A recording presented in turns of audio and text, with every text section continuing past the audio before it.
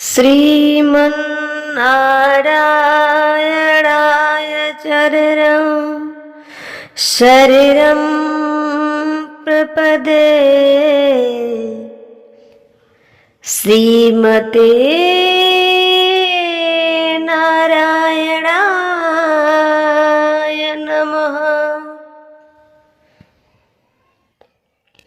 आए हो तो प्रेम से लो हरि का नाम, सभी भक्तों को डिंपल की राधे राधे श्याम। सीता सीताराम।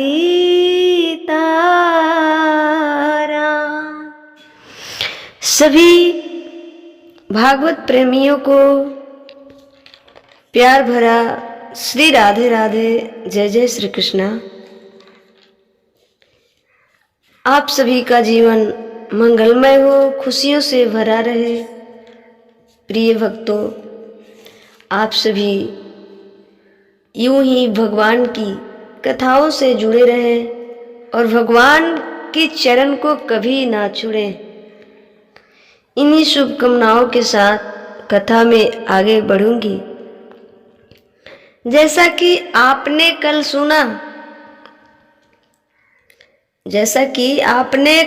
सुना कि 6 महीने का उत्तरायण और 6 महीने का दक्षिणायण होता है।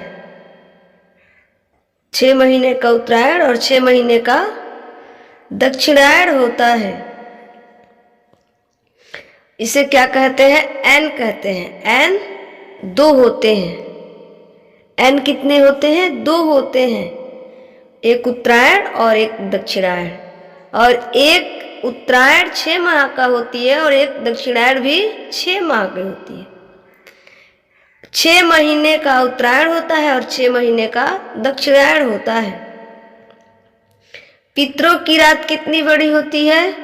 2 महीने की रात होती है। 2 महीने का दिन रात होता है। हमारा और आपका, हमारा 12 घंटे का दिन और 12 घंटे की रात होती है। दोनों पक्षों को मिलाकर यहाँ पर दक्षिणायण और उत्तरायण के भेद को,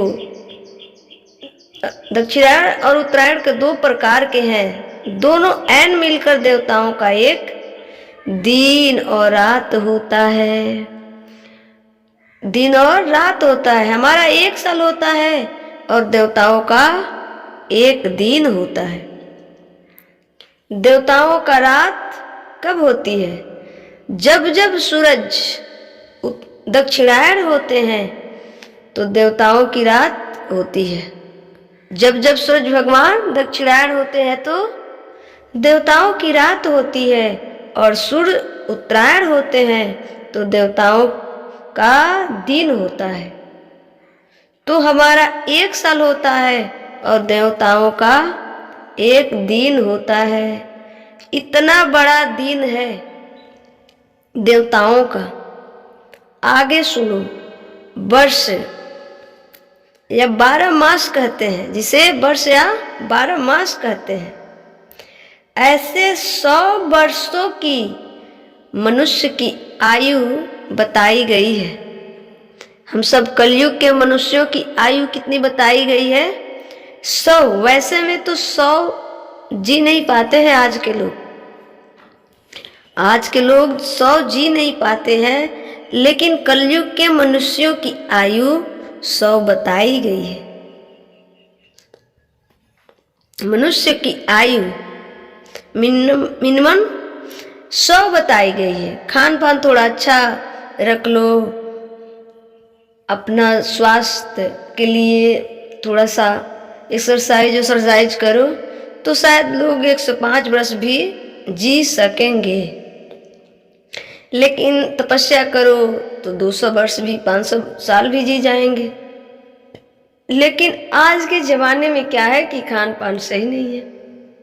लोग एक्सरसाइज नहीं करता है, लोग तपस्या करना नहीं चाहते हैं। तो आज की आयु मनुष्यों की तो 80 भी नहीं है, 80 भी नहीं है। ऐसे तो काल किसी को नहीं चिंता है, काल के गाल में हम सबको समा ही जाना है, इसमें कोई किंतु परंतु नहीं है। और काल कब किसको अपने गाल में दबा ले ये कोई जानता भी नहीं है। लेकिन एक होता है ना पैरामीटर, वैसा ही कलयुग के मनुष्यों का उम्र 100 वर्ष का दिया गया है। अब खान पान पर ऊपर है और अपने रहन सहन पर ऊपर है थोड़ा सा। यदि तपस्या तो करने वाले 200 वर्ष भी जी जाएंगे वो चाहेंगे तो, लेकिन तपस्या करेंगे तब। तो ये क्या साइंस नहीं है? क्या ये साइंस नहीं है? ये भी श्रीमद् भागवत जी का ही तो बात है, श्रीमद् भागवत जी में लिखी हुई है। अपनी आयु बढ़ाना चाहते हैं तो स्वस्थ रहना चाहते हैं तो खान पान पर विशेष ध्यान होना चाहिए, अपनी एक्सरसाइज पर विशेष ध्यान होनी चाहिए। तपस्या करो तो शायद उम्र लंबी हो सकती है। इसके बाद देखो नक्षत्र तारा मंडल इत्यादि, नक्षत्र तारा मंडल इत्यादि की यहाँ पर गणना है। कितना बड़ा साइंस आज यही तो ढूंढ रहा है ना, कितना बड़ा यहाँ साइंस है, आज यही ढूंढ रहा है साइंस कि बृहस्पति ग्रह कितना बड़ा है, चांद ग्रह कितना बड़ा है। तुम वहां ढूंढते रहो, तुम वहां ढूंढते रहो, हम यहाँ बता रहे हैं आपको। सुन लो कितना बड़ा ये है, लिखा है। इसलिए फिर निवेदन करूंगी अपने युवा साथी से, अपने भाई बहनों से कि काश एक बार अपने शास्त्रों की तरफ घूम कर देखो। मैं ये नहीं कहती कि अपनी पढ़ाई जो कर रहे हैं अपना वेश छोड़कर शास्त्र को पढ़ो, वेद को पढ़ो, पुराण को पढ़ो, नहीं। 10 मिनट 5 मिनट जैसे मनोरंजन होता है ना, 10 मिनट 5 मिनट निकाल कर, वैसा ही 10-5 मिनट समय निकाल करके एक बार वेद की तरफ सुना तो कीजिए। पढ़ नहीं सकते हैं तो क्या हुआ, सुन लीजिए। थोड़ा सा आराम तो करते ही होंगे, उस आराम के समय भी अपने शास्त्रों को सुन लेंगे तो शायद समझ में आ जाएंगे। जो हमारे युवा साथी, हमारे भाई बहन, जो हमारे युवा साथी आज शास्त्रों को अवहेलना करते हैं, शायद वो स्वीकार कर लेंगे, प्रेम करने लग जाएंगे। शास्त्रों से प्रेम हो जाएगा तो भगवान से प्रेम होना निश्चित है। इसलिए तो मैं थोड़ा थोड़ा सा करके सुनाती हूँ कि आप सभी का समय भी वेस्ट ना हो और भगवान की कथाओं से भी जुड़े रहें। आपकी जो घर की कार्य है, जो आपकी बिजनेस व्यापार है, उसमें आपका समय पूरा देना है, दीजिए, पर थोड़ा सा समय इसमें देकर अपने बिजनेस व्यापार को करते हुए भी भगवान से आप जुड़ सकते हैं। तो जो साइंस वहां ढूंढ रहा है, जो साइंस वहां ढूंढ रहा है, यहाँ कितने वर्षों पहले लिखा पड़ा है, लिखा पड़ा है। तुम लोग करोड़ों खर्च करके जो तुम दूरी पता लगाओगे वो यहाँ तुरंत बता देंगे। पृथ्वी से सूर्य कितनी दूरी है, इसकी दूरी मापने में वैज्ञानिकों ने लाखों करोड़ों खर्च कर दिए। पृथ्वी से सूर्य की दूरी मापने में वैज्ञानिकों ने लाखों करोड़ों खर्च कर दिए। काश हमारे ऋषि मुनियों से पूछ लिए होते, काश हम भारतीयों से पूछ लिए होते, फ्री में बता देते। आप लोग हनुमान चालीसा पढ़े होंगे, उसमें लिखा है युग सहस्त्र जुग सहस्त्र पर भानु, लिल्यो ताहि मधुर फल जानू। तुलसीदास जी ने हमारे सदियों पहले लिख दिया है। यही दूरी जानने के लिए वैज्ञानिकों ने कितने खर्च कर दिए। काश भारत के किसी ऋषि मुनियों से पूछ लिए होते, हमारे पूर्वजों से पूछ लिए होते तो खर्चा बच गई होती और फ्री में जान गए होते। जुग सहस्त्र जोजन पर भानु, लिल्यो ताहि मधुर फल जानू। सूरज भगवान को श्री हनुमान जी महाराज एक फल समझकर निगल गए थे, एक फल समझकर निगल गए थे। क्या साधारण मानव सूरज भगवान को निगल सकते हैं? निगल सकते हैं? जटायु संपाति तो जा रहे थे तो सूरज के प्रकाश से पंख झुलस गए, नीचे गिर पड़े। और हमारे श्री हनुमंत लाल जी उगते हुए सूरज भगवान को एक मीठा सा एक लाल फल समझकर निगल गए। क्या ये साधारण व्यक्ति का कार्य हो सकता है? जटायु और संपाति भी कोई गिद्ध साधारण नहीं थे, फिर भी नहीं जा सके। आप लोग जो साइंस के पीछे पड़े हैं, 5 मिनट प्रतिदिन का देकर अपने वेद की तरफ थोड़ा सा 5 मिनट समय दीजिए और अपने शास्त्रों को, अपने भारत की गाथाओं को सुना कीजिए, अपने पूर्वज की गाथाओं को सुना कीजिए। यही बात वैज्ञानिक को पता लगाने में करोड़ों खर्च हो गया। गोस्वामी तुलसीदास जी महाराज सदियों पहले लिख दिया हनुमान चालीसा में। पृथ्वी से सूर्य की दूरी कितनी है, सारे ग्रहों की दूरी पृथ्वी से कितनी है, एक दूसरे ग्रह से कितनी दूरी है, सब भागवत जी में लिखी पड़ी है। साइंस तो इसी पर रिसर्च कर रहा है ना।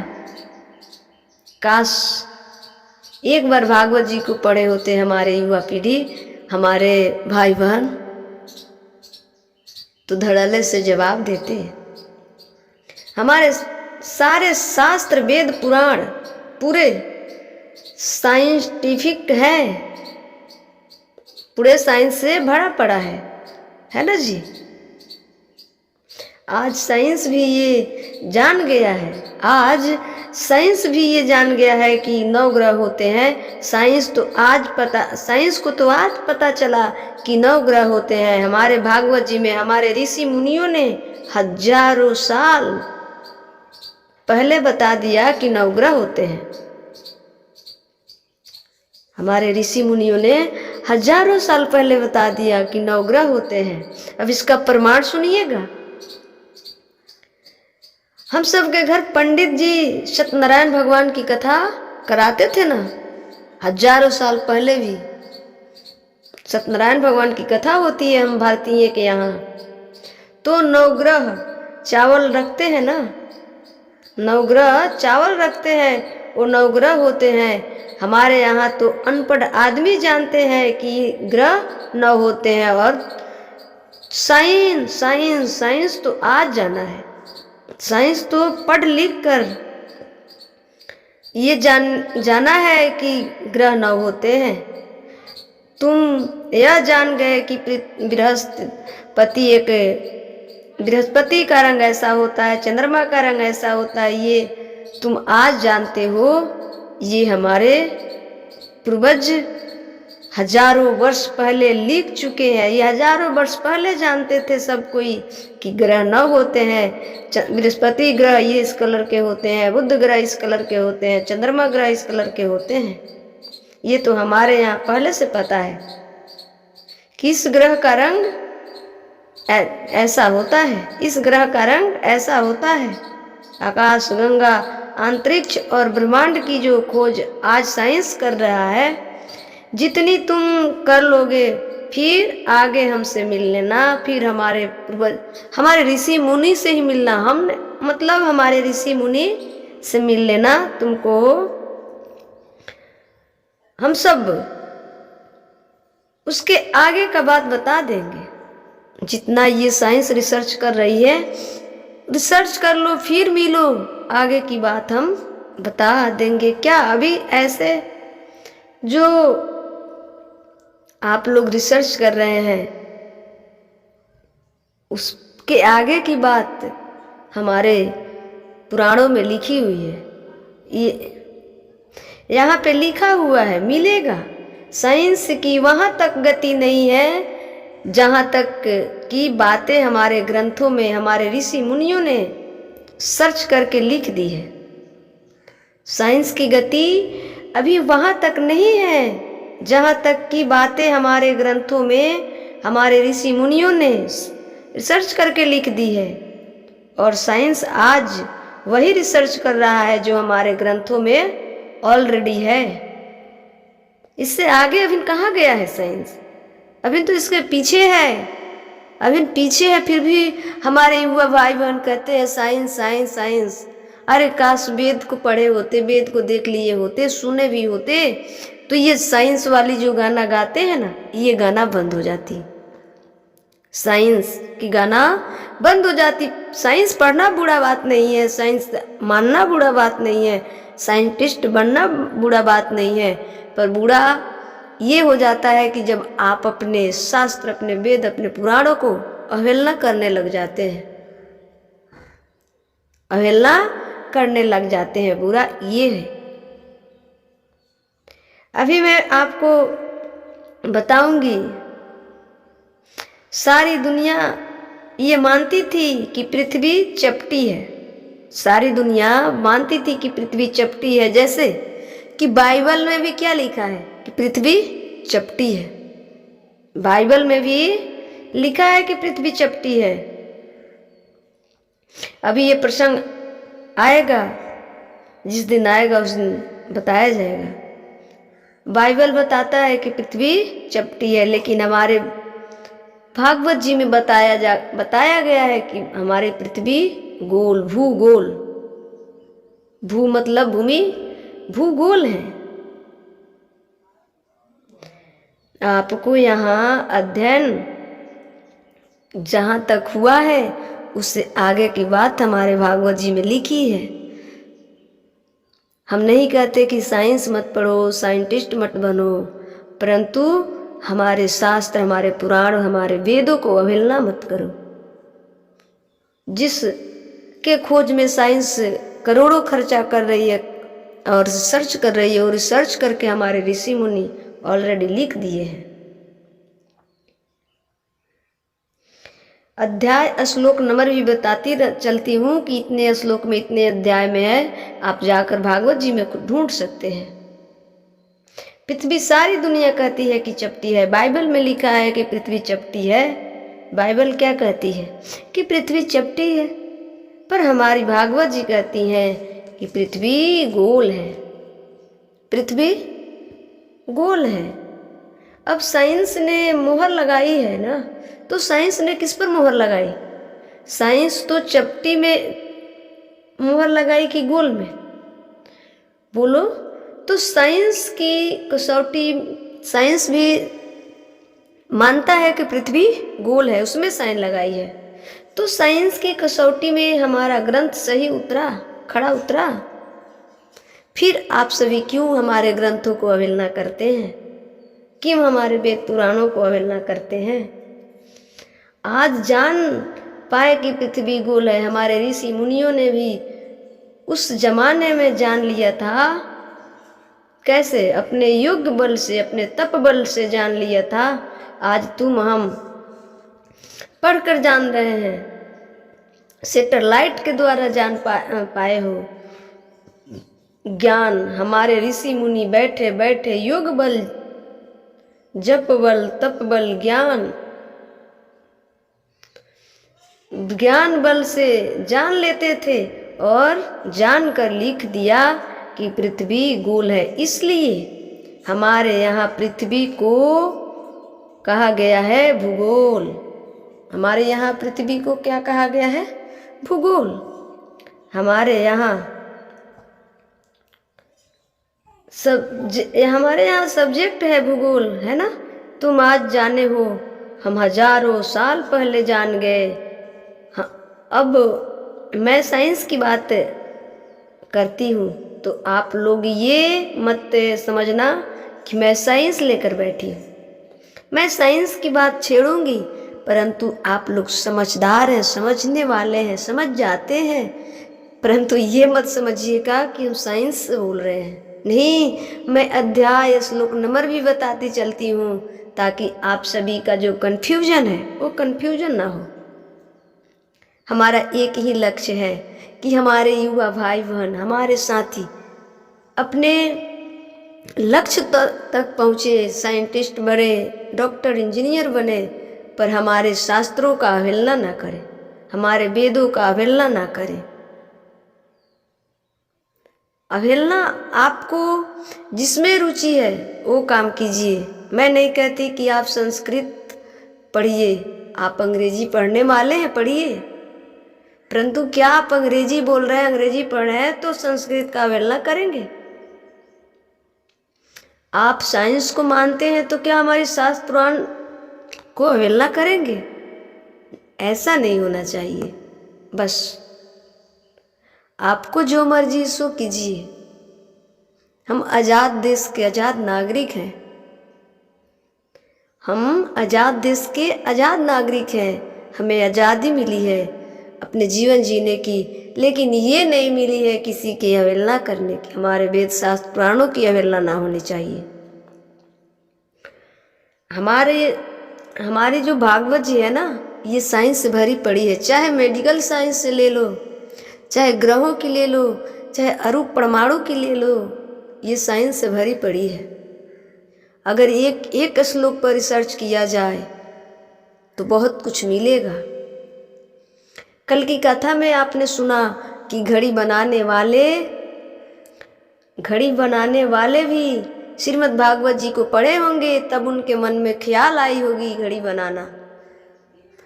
1400 साल पहले कोणार्क मंदिर बनी है, उसमें कोणार्क मंदिर में काठ की जो चक्र की तस्वीर है उसमें घड़ी है, वो घड़ी है, परफेक्ट टाइम बताती है। आज भी आप सभी जाकर, ये प्रत्यक्ष प्रमाण है, जाकर देख सकते हैं। कोणार्क मंदिर जो उसमें काठ की चक्र की पहिया की तरह है, जो 10 के नोट पे रहता है ना, वैसा ही वो परफेक्ट समय बताती है।